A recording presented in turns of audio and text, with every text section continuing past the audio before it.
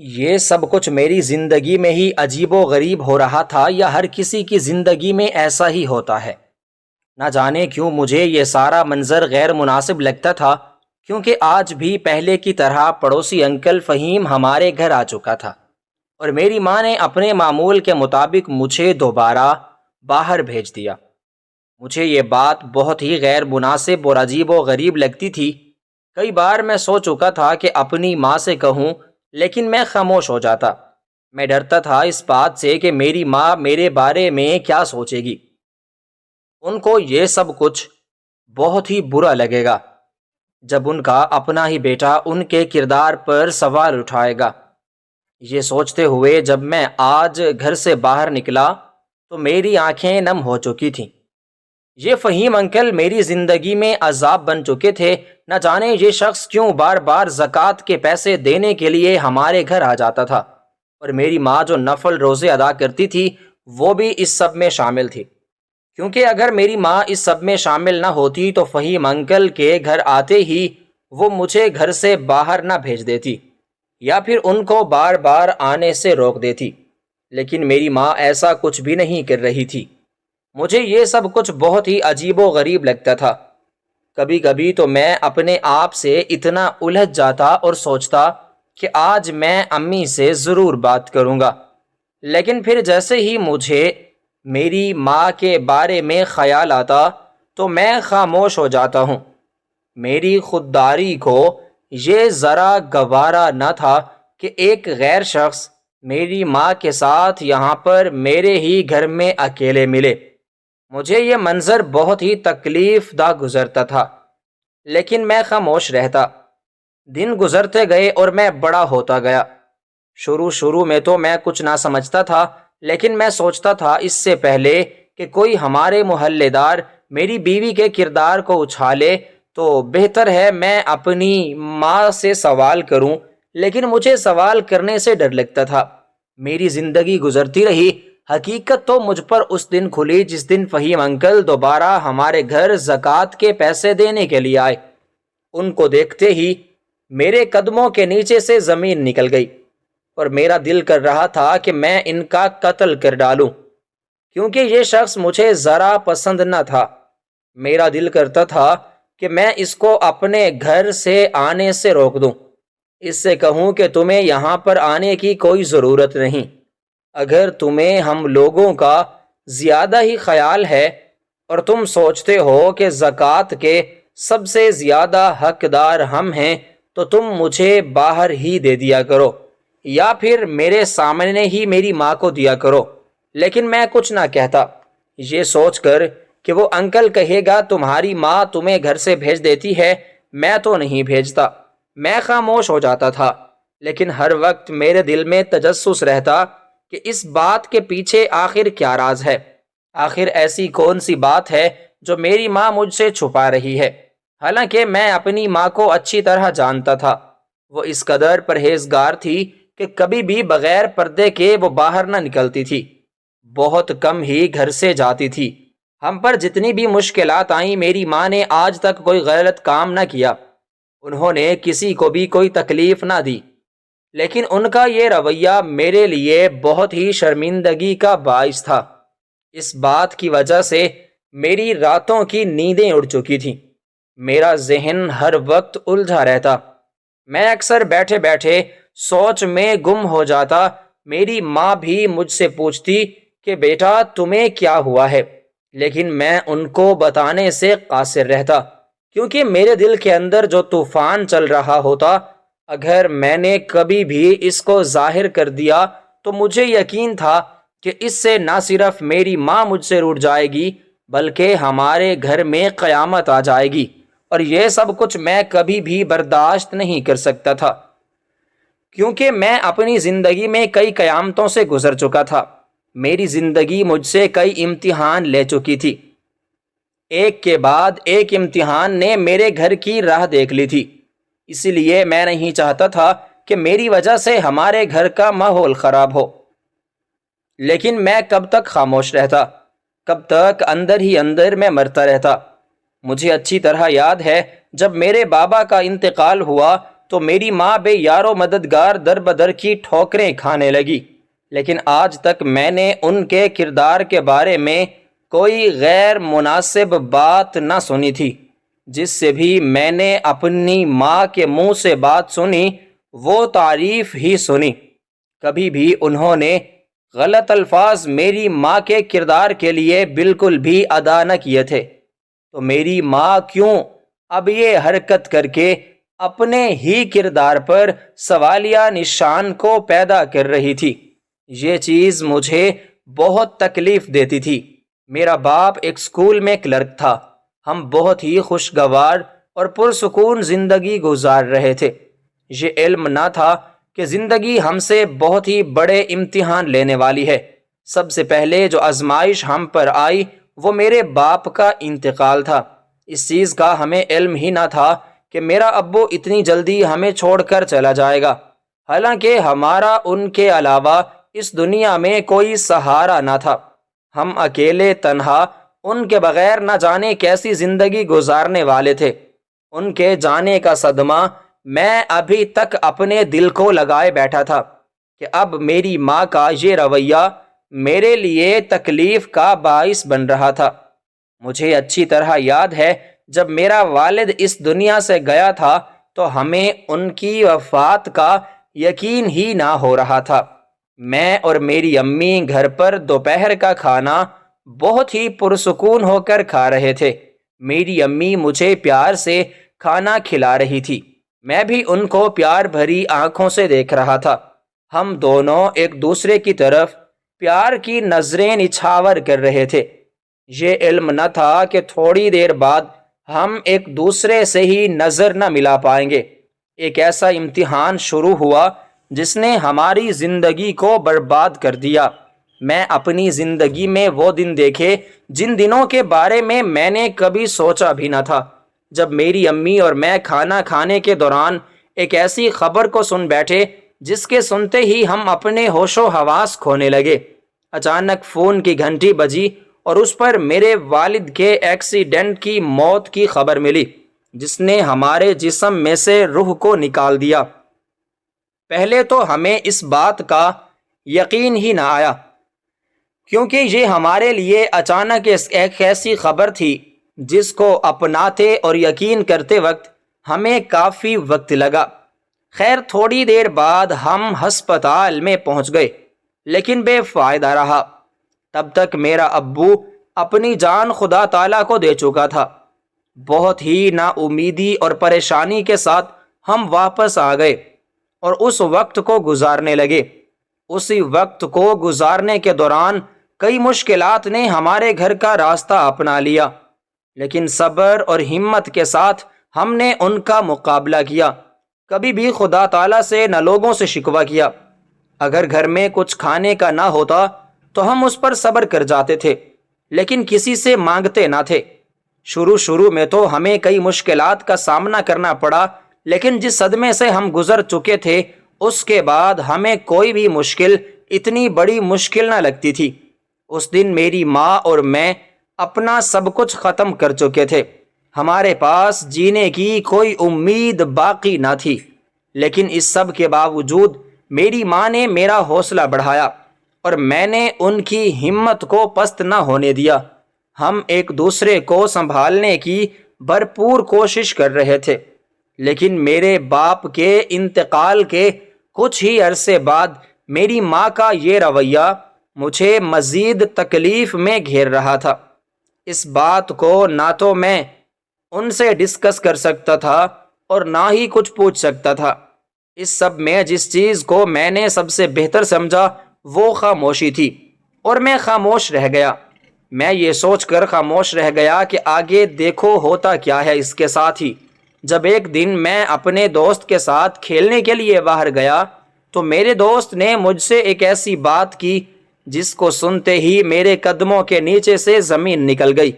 میں سوچ بھی نہیں سکتا تھا کہ میرا ہی دوست میرے گھر کے بارے میں اس طرح کے خیالات رکھتا ہے، حالانکہ وہ تو سب کچھ جانتا تھا۔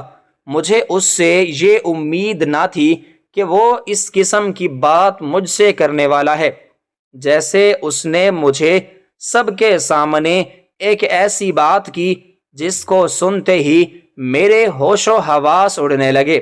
شرمندگی سے میری آنکھیں جھک گئیں اور اسی وقت میں نے سوچ لیا کہ اب میں ضرور اس بات کے تحت جاؤں گا اور پتہ لگاؤں گا کہ آخر اس بات کے پیچھے ایسا کون سا راز ہے جس کی وجہ سے میری ماں مجھے ہر ٹائم باہر بھیج دیتی ہیں اور مجھ سے اس بارے میں کوئی بات بھی نہیں کرتی، حالانکہ میرا باپ کلرک تھا اور ان کی پینشن معقول تھی جس سے ہمارے گھر کا اچھا خاصا گزارا چل جاتا تھا۔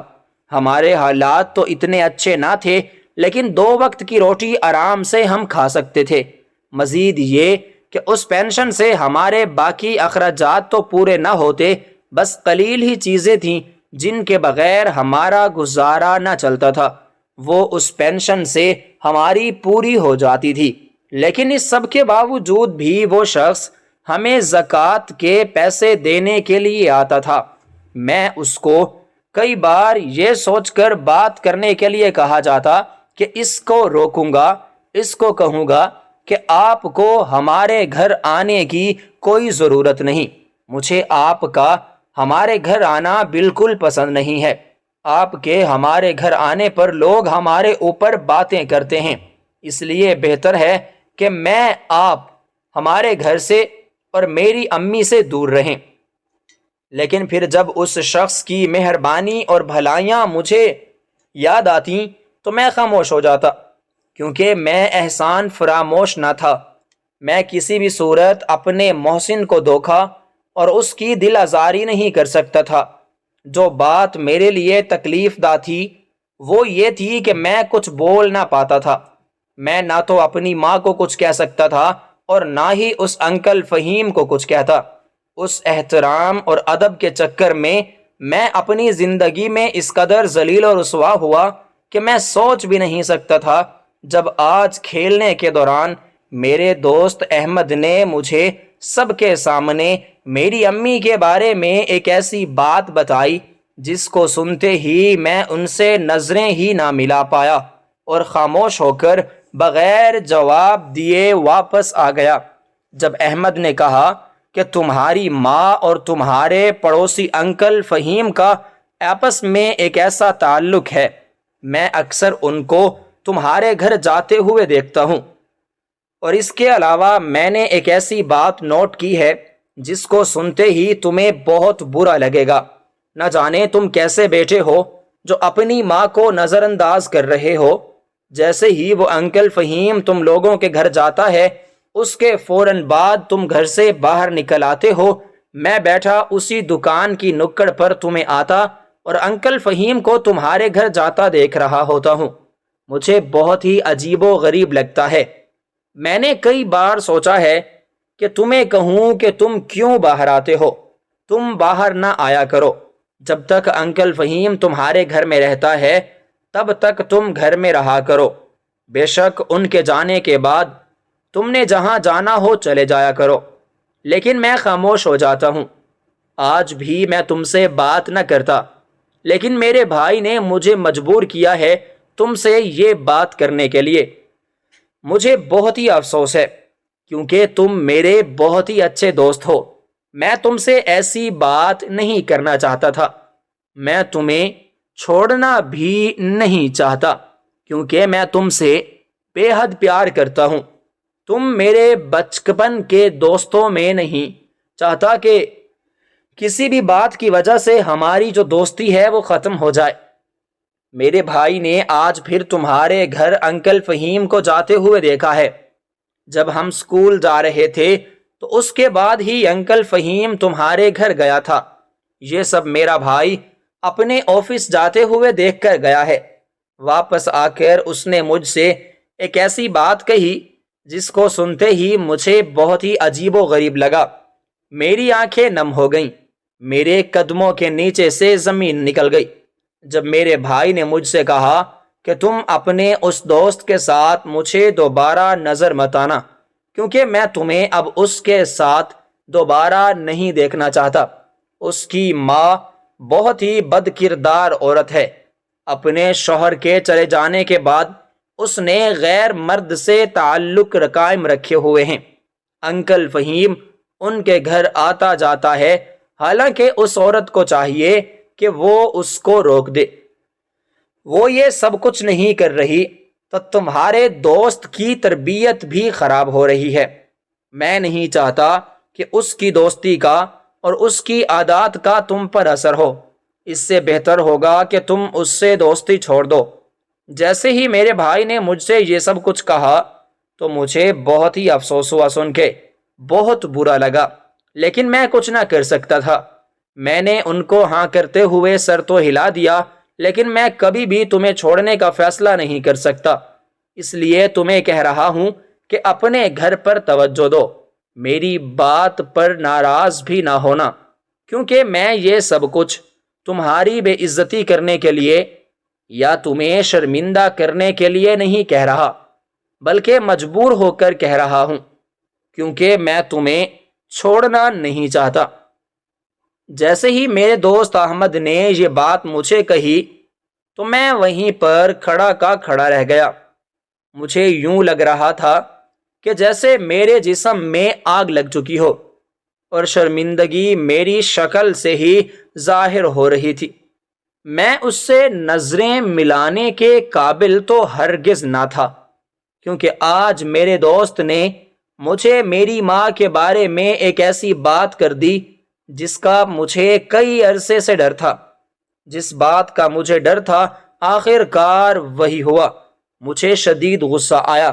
میں نے احمد کو تو کوئی جواب نہ دیا، خاموش ہو گیا، لیکن سارا راستہ میرا دل کر رہا تھا کہ میں کہیں ڈوب کر مر جاؤں، کیونکہ میرے دوستوں میں میری عزت خاک میں مل چکی تھی۔ جب یہ بات احمد کو پتہ چلی تھی تو مجھے یقین ہے کہ میرے تمام دوستوں کو اس بات کا علم ہوگا، لیکن کوئی بھی شرمندگی کے مارے مجھ سے اس بات کا ذکر نہیں کر رہا، کیونکہ احمد میرا بہت ہی قریبی اور مخلص دوست ہے۔ اس نے مجھے اسی وجہ سے یہ بات بتا دی۔ مجھے اس کی بات کا برا تو نہیں لگا، لیکن اس کے الفاظ مجھے بہت ہی تکلیف دے رہے تھے۔ اس کے الفاظ نہ صرف میرے جسم پر تیر کی طرح برس رہے تھے، بلکہ میری روح کو گھائل کر رہے تھے۔ اس کی بات تو سچ تھی، لیکن میرے لیے تکلیف دہ تھی۔ اس کی بات سن کر میں اندر ہی اندر سے مر چکا تھا، لیکن ظاہری طور پر زندہ تھا۔ میرے پاس کچھ موجود نہ تھا۔ ایک قیامت مجھ پر اس دن ٹوٹی جس دن اچانک فون پر مجھے یہ خبر دی گئی کہ میرا باپ روڈ ایکسیڈنٹ سے انتقال کر گیا ہے، اور دوسری قیامت مجھ پر میرے دوست احمد نے بہت ہی پیار سے گرائی تھی۔ وہ تو صحیح تھا، حق پر بات کر رہا تھا، لیکن اس کو یہ علم نہ تھا کہ ایک لڑکا اپنی ماں کے بارے میں یہ سب کچھ الفاظ برداشت نہیں کر سکتا۔ اس کو یہ علم نہ تھا کہ اس نے میری روح کو گھائل کر دیا ہے۔ خیر، سارا راستہ میں بہت ہی نا امیدی اور پریشانی کے ساتھ سفر کرتا رہا، روتا رہا، یہاں تک کہ میری آنکھیں سرخ ہو گئیں۔ جب میرے سامنے سے لوگ گزرتے تو میں اپنا منہ چھپانے لگتا۔ جیسے ہی میں منہ چھپانے لگتا تو فوراً مجھے یہ خیال آتا کہ اگر میری ماں کی یہ بات پورے محلے میں پھیل گئی تو میں کس طرح لوگوں سے اپنا منہ چھپاتا پھروں گا۔ لوگ تو مجھے بلا کر باتیں پوچھیں گے اور کہیں گے تمہاری ماں یہ سب کچھ کر رہی ہے۔ میں کیسے لوگوں کے 10 سوالوں کا جواب دوں گا؟ میں اکیلی جان اور اس پر اتنا بڑا بوجھ، ایک تو خدا تعالیٰ کی آزمائش اور دوسرا میری ماں کا یہ سب کچھ کیا دھرا، میرے لیے مزید تکلیف کا باعث بن رہا تھا۔ پورا راستہ میں شرمندگی کے باعث اوپر نظریں نہ اٹھا پاتا تھا۔ میں نے سوچ لیا تھا کہ اب میں ضرور اپنی ماں سے سوال پوچھوں گا، کیونکہ اگر میں نے اپنی ماں سے سوال نہ کیا تو مجھے اس کے بدلے لوگوں کا سامنا کرنا پڑے گا، اور اس کے کئی سارے گھٹیا سوالوں کا جواب بھی دینا پڑے گا۔ اس سے بہتر ہے کہ میں خود اپنی ماں سے پوچھ لوں۔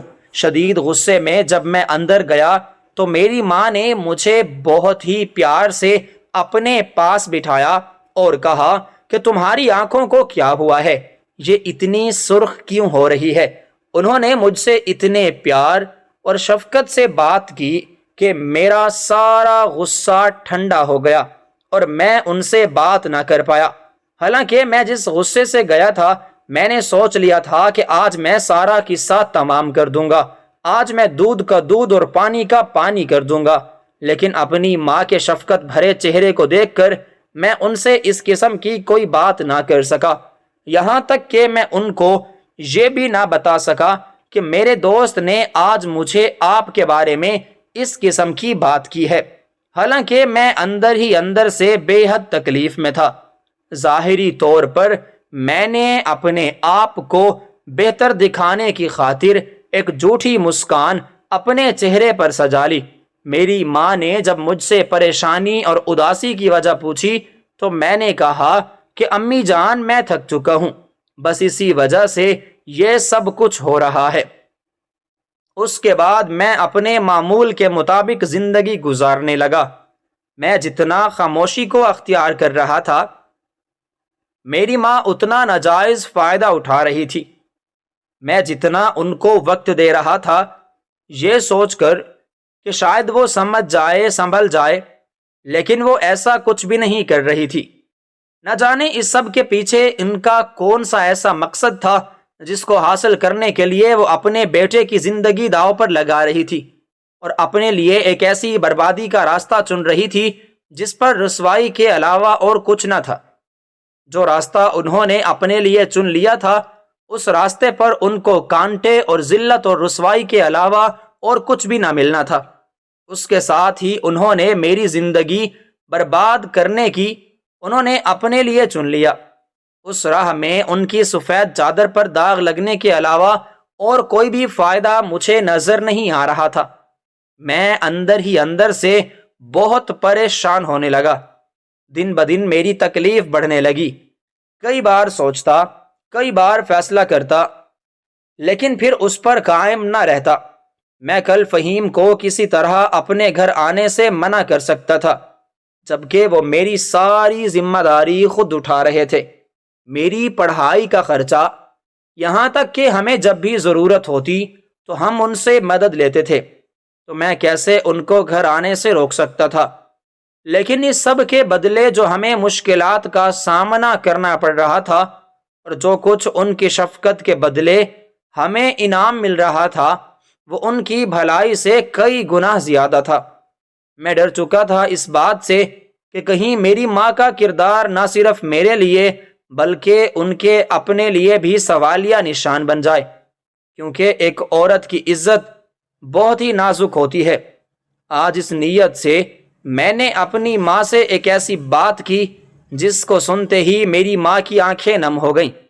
جیسے ہی میں نے یہ سب منظر دیکھا تو میں پچھتانے لگا اور سوچنے لگا کہ مجھے یہ ساری باتیں اپنی ماں سے نہیں کرنی چاہیے تھیں۔ مجھے یوں محسوس ہوا کہ جیسے میں نے اپنی ماں کا دل توڑ دیا ہو۔ خیر، اب تو میں ان سے سوال کر چکا تھا۔ جب میں نے ان سے کہا کہ امی جان، آخر آپ کیا چاہتی ہیں؟ میرے دوست آپ کے بارے میں مجھ سے سوال کرتے ہیں۔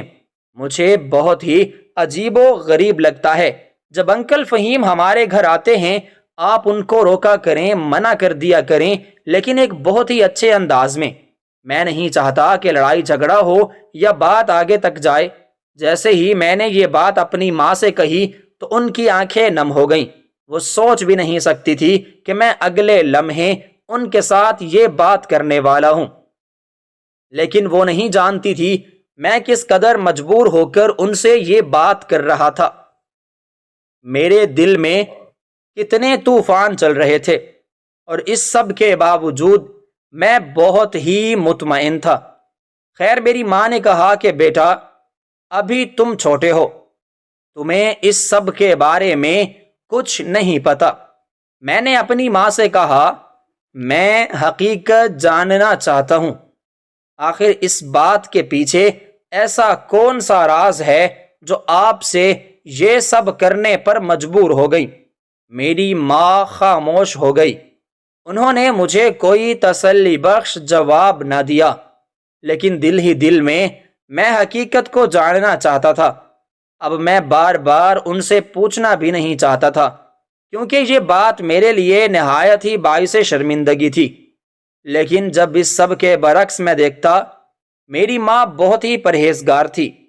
وہ ہر ماہ 10 روزے نفل کے رکھتی تھی، 5 وقت کی نماز، تہجد، یہ سب کچھ ان کی زندگی کا معمول تھا۔ تو پھر وہ ایسا کوئی غلط کام کیسے کر سکتی تھی جس کی وجہ سے ان کے کردار پر سوال اٹھے؟ مجھے اس چیز کا یقین تھا کہ میری ماں کوئی بھی ایسی حرکت نہیں کر سکتی، لیکن مجھے جو ظاہری طور پر نظر آ رہا تھا وہ میرے لیے بہت ہی تکلیف دہ تھا۔ آج میری ماں کو نفل کا 3را روزہ تھا۔ میں ان کا بہت ہی خیال رکھنا چاہتا تھا، ان کو اپنی وجہ سے کوئی بھی تکلیف نہ آنے دیتا تھا۔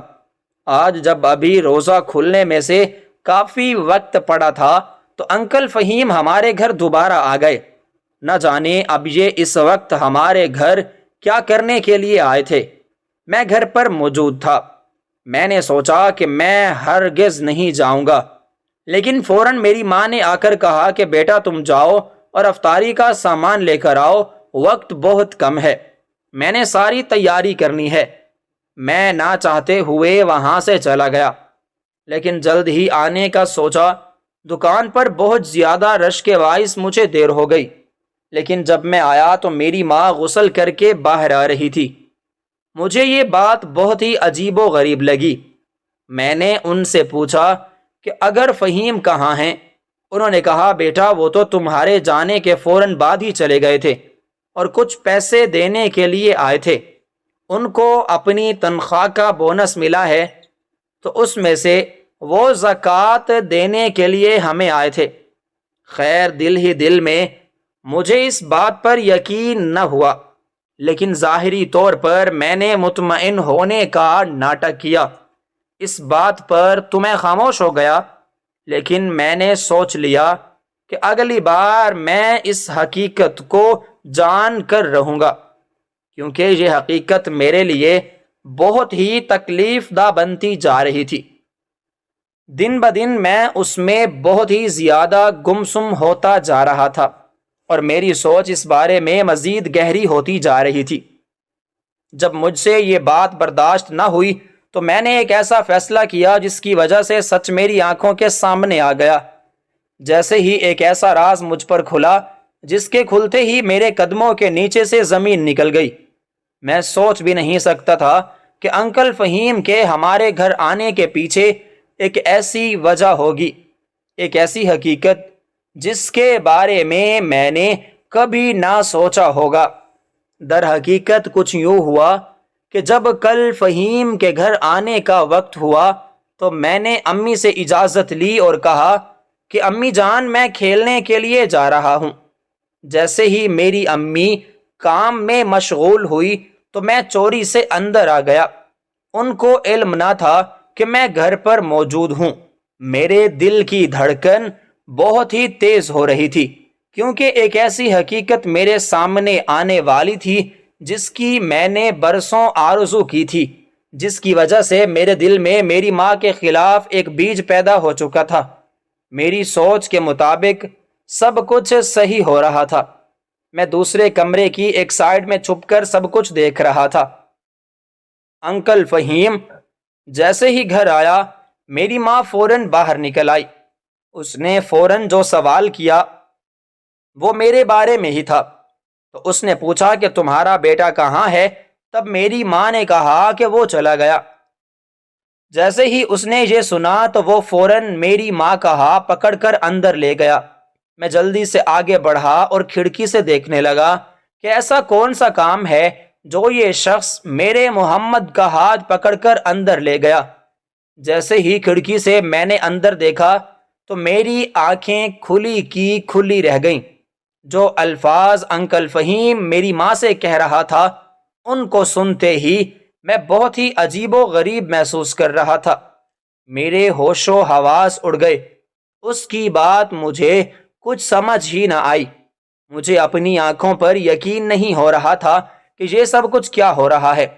خیر جب میں نے غور کیا تو انکل فہیم میری ماں سے ہاتھ جوڑ کر معافی مانگ رہا تھا اور کہہ رہا تھا کہ میری وجہ سے تمہیں لوگوں کی باتیں سننا پڑتی ہیں، میں تمہیں اپنانا چاہتا ہوں، میں چاہتا ہوں کہ تمہاری ذمہ داری میں اپنے سر لے لوں، میں چاہتا ہوں کہ میں دین اسلام کے مطابق تم سے نکاح کر لوں، میں تم سے بے حد محبت کرنے لگا ہوں۔ نہ جانے یہ سب کچھ کیسے ہو گیا، مجھے بہت ہی برا لگ رہا ہے کہ میں تم سے اس قسم کی باتیں کر رہا ہوں، حالانکہ مجھے یہ سب کچھ نہیں کرنا چاہیے تھا۔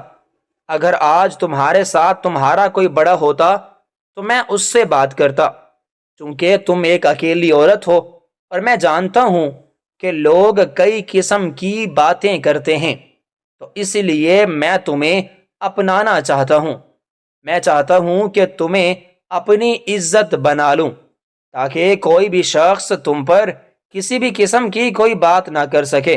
جیسے اس شخص نے یہ بات کی تو میں حیران رہ گیا کہ یہ شخص آخر اس قسم کی باتیں کیوں کر رہا ہے۔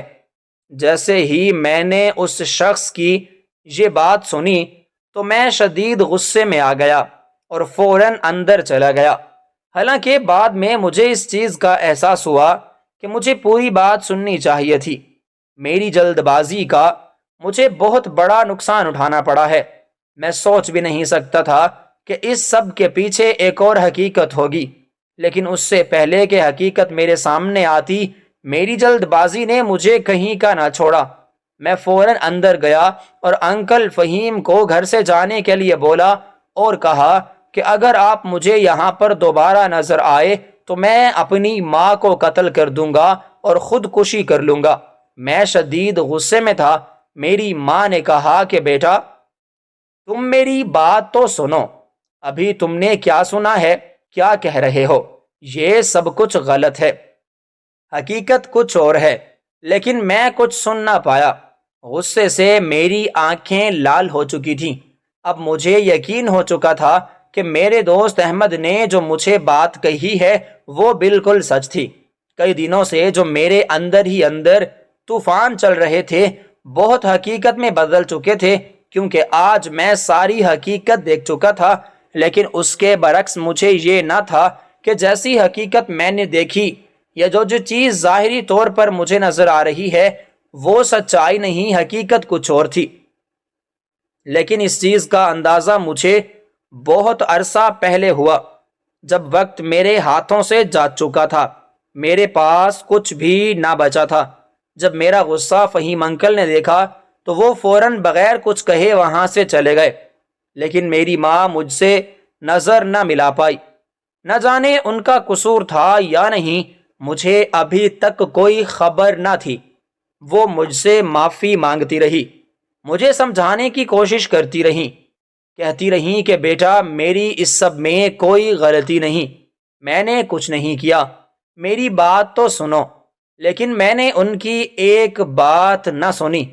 کئی بار انہوں نے مجھے سمجھانے کی کوشش کی، ہر بار میں ان کو بہت ہی غلط انداز میں کوئی بات کہہ دیتا یا کوئی ایسا جواب دیتا جس کی وجہ سے وہ آگے بول نہ پاتا اور خاموش ہو جاتا، اور پھر میں بھی وہاں سے چلا جاتا۔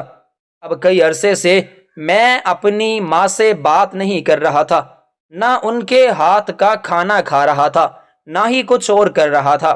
پڑھائی میں نے چھوڑ دی تھی، اب میں ایک دکان پر کام کر رہا تھا۔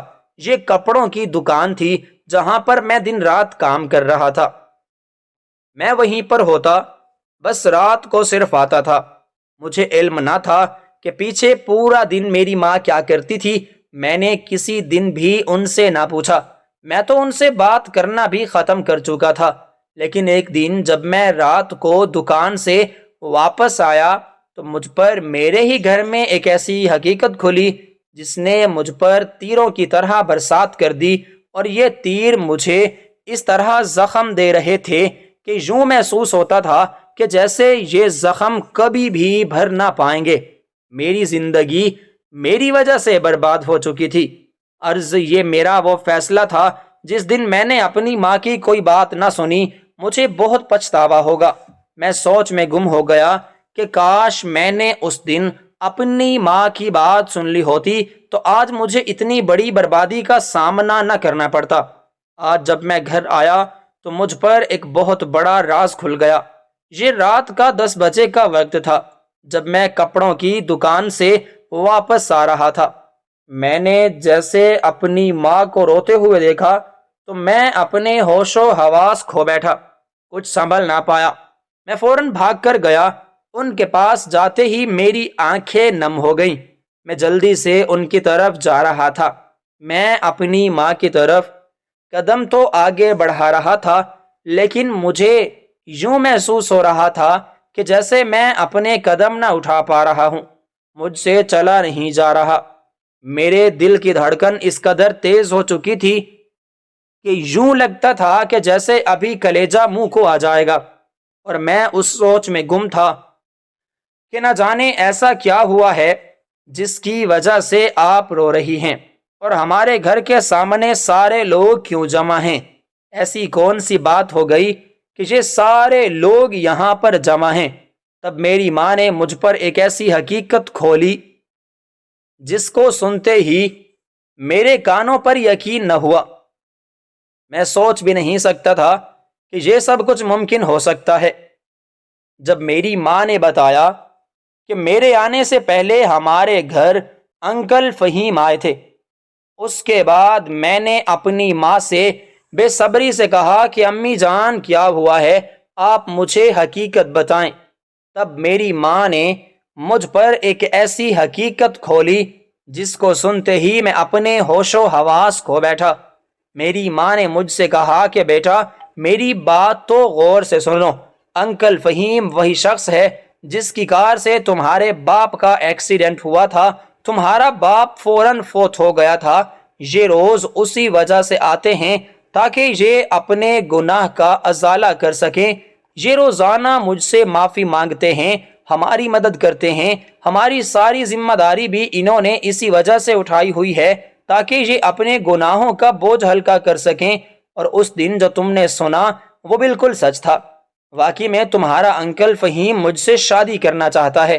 وہ چاہتا ہے کہ وہ اپنے گناہوں کا ازالہ کرے، کیونکہ وہ سمجھتا ہے کہ اس سب کا ذمہ دار وہی ہے۔ جیسے میری ماں نے یہ ساری بات مجھے بتائی تو میری آنکھیں نم ہو گئیں، اور مجھے میرے باپ کی موت یاد آ گئی جس کی وجہ سے میں آج تک در بدر کی ٹھوکریں کھا رہا تھا۔ لیکن اس سب کے پیچھے کسی کا قصور نہ تھا، بلکہ یہ خدا کی قدرت تھی جس کو ہم نے کئی عرصہ پہلے ہی تسلیم کر لیا تھا۔ اب ساری حقیقت میری آنکھوں کے سامنے آ چکی تھی۔ اس سب کا میں ہی ذمہ دار تھا، تو اس سب کو ٹھیک بھی مجھے ہی کرنا تھا۔ میں نے سوچ لیا تھا کہ میں جلد ہی اپنے کیے دھرے کو سمیٹ دوں گا اور اپنی ماں کی زندگی کو خوشیوں سے بھر دوں گا، کیونکہ ایک عورت ایک مرد کے سہارے کے بغیر اپنی زندگی نہیں گزار سکتی۔ یہ سب کچھ میں نے اپنی آنکھوں سے دیکھ لیا تھا۔ خیر جب صبح ہوئی تو میں انکل فہیم کے گھر گیا، ان سے معافی مانگی۔ ان کا فہیم کی بہت ہی چھوٹی سی کہانی تھی۔ ان کی ایک بیوی تھی جس سے انہوں نے پورے خاندان سے لڑ کر شادی کی تھی۔ وہ ان سے بہت ہی محبت کرتے تھے، لیکن ان کی بیوی کو اچانک ایک ایسی بیماری ہوئی جو ان کے لیے موت کا سبب بنی، اور شادی کے 1.5 سال بعد ہی ان کی بیوی اس دنیا سے رخصت ہو گئی، جس کی وجہ سے انکل فہیم نے آج تک شادی نہ کی تھی۔ وہ سوچتے تھے کہ اگر انہوں نے شادی کی تو اپنی بیوی کے ساتھ بے وفائی کریں گے۔ انہوں نے سوچا تھا کہ وہ کبھی بھی کسی کو ہماری لڑکی سے شادی نہ کریں گے، بلکہ اگر مجبور ہو گئے تو وہ کسی بیوہ کا یا یتیم کا سہارا بنیں گے۔ اور اسی سوچ کی وجہ سے وہ روز ہمارے گھر آیا کرتے تھے تاکہ وہ ہمارا سہارا بن سکیں، لیکن میں نے ان کا یقین نہ کیا۔ اس کے ساتھ ہی وہ اپنے ماضی میں کیے گئے گناہ کی تلافی بھی کرنا چاہتے تھے، اور جب ان سے ملنے کے لیے گیا تو ان کی آنکھیں کھلی کی کھلی رہ گئی۔ وہ حیران رہ گئے کہ میں خود ان کے پاس چل کر گیا تھا۔ میں نے ان سے معافی مانگی اور کہا کہ میں نے آپ کی اس دن بہت بے عزتی کی، میں معافی مانگتا ہوں، اور میری ماں جو بہت ہی پاکیزہ اور نیک سیرت خاتون ہے اس پر شک کیا، جس کی سزا میں نے اپنی زندگی میں پالی، میں آپ سے معافی چاہتا ہوں، اور اب میں چاہتا ہوں کہ آپ میری ماں کو اپنا لیں۔ یہ سب کچھ میں خود ہی کر رہا تھا، ابھی میں نے اپنی ماں سے نہ پوچھا تھا، نہ جانے ان کا فیصلہ کیا تھا۔ جب میں نے اپنی اس رائے کا انکل فہیم کے سامنے اظہار کیا تو وہ بہت ہی خوش ہوا اور مجھے گلے لگایا اور کہا کہ بیٹا، تم میرے بیٹے ہو، میں تمہیں کبھی بھی کسی چیز کی کوئی کمی نہیں آنے دوں گا۔ خدا کا شکر ہے کہ تمہیں میری بات پر یقین آ گیا ہے، میری نیت ہرگز خراب نہیں تھی، صرف اور صرف میں تمہاری ماں کا بس سہارا بننا چاہتا تھا اور نیکی کمانا چاہتا تھا۔ میں نے اس کو حوصلہ دیا اور گھر واپس آ گیا۔ گھر واپس جب آیا تو میں نے اپنی ماں سے بات کی اور کہا کہ میں راضی ہو گیا ہوں، بس آپ کا نکاح کچھ ہی دنوں میں ہو جائے گا۔ جیسے میں نے یہ بات اچانک اپنی ماں سے کی تو ان کی بات سمجھ میں آئی، وہ اپنی حیرت زدہ آنکھوں سے مجھے غور سے دیکھنے لگی اور کہنے لگی کہ بیٹا، یہ تم کیا کہہ رہے ہو؟ تب بھی میں نے ان کو ساری بات بتائی، لیکن انہوں نے فوراً انکار کر دیا اور کہا کہ ان کو شادی کی کوئی ضرورت نہیں، اگر شادی انہوں نے کرنی ہوتی تو وہ اپنے شوہر کی وفات کے کچھ عرصہ بعد شادی کر لیتی، لیکن میں نے ایسا کچھ نہیں کیا، صرف اور صرف تمہاری وجہ سے۔ میں نہیں چاہتی کہ تم میری وجہ سے پریشان ہو جاؤ اور یہ سوچو کہ تمہاری ماں تمہیں چھوڑ کر کسی اور کے گھر جانا چاہتی ہے یا پھر تمہاری ذمہ داریوں سے تھک چکی ہے۔ میں نے آج تک کسی کے بارے میں یہ سب کچھ تصور نہیں کیا۔ میں تمہارے ساتھ ایک بہت ہی خوشگوار زندگی گزارنا چاہتی ہوں۔ میں تمہاری شادی کروں گی، تمہارے بچوں کی دادی بنوں گی اور اپنی زندگی کے لمحات گزاروں گی۔ مجھے اس کے علاوہ زندگی سے کچھ نہیں چاہیے، بس یہی میری کہانی ہے اور یہی ساری حقیقت ہے جو کہ آج تمہیں پتہ لگ چکی ہے۔ میں اپنی نظروں میں گر چکا تھا۔ میں نے اپنی ماں سے معافی مانگی اور ان سے کہا کہ امی جان، مجھے معاف کر دیں، مجھے بات کو سننے میں اور سمجھنے میں غلطی ہو گئی ہے۔ اگر اس دن میں آپ کی بات کو سن لیتا تو آج یہ سب کچھ نہ ہوا ہوتا، اور کل رات جو آپ کے ساتھ ہونے والا تھا وہ بھی نہ ہوا ہوتا۔ خیر، اب جو کچھ ہونا تھا وہ ہو چکا۔ کچھ عرصے میں میری امی اور انکل فہیم کا بہت ہی سادگی کے ساتھ نکاح ہو گیا۔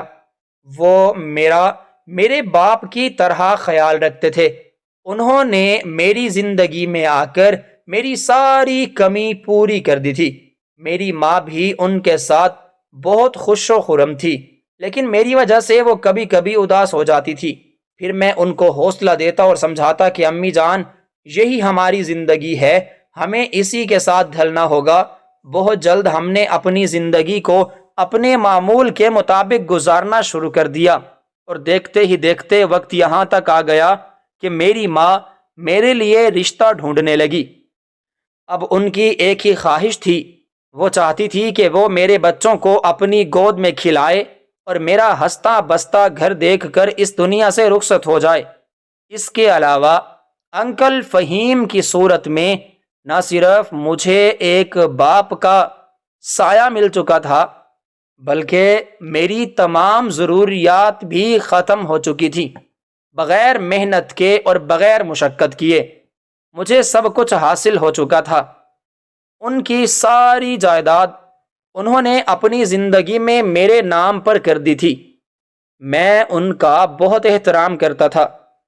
دیکھتے ہی دیکھتے میری ماں اور انہوں نے مل کر میری شادی کر دی۔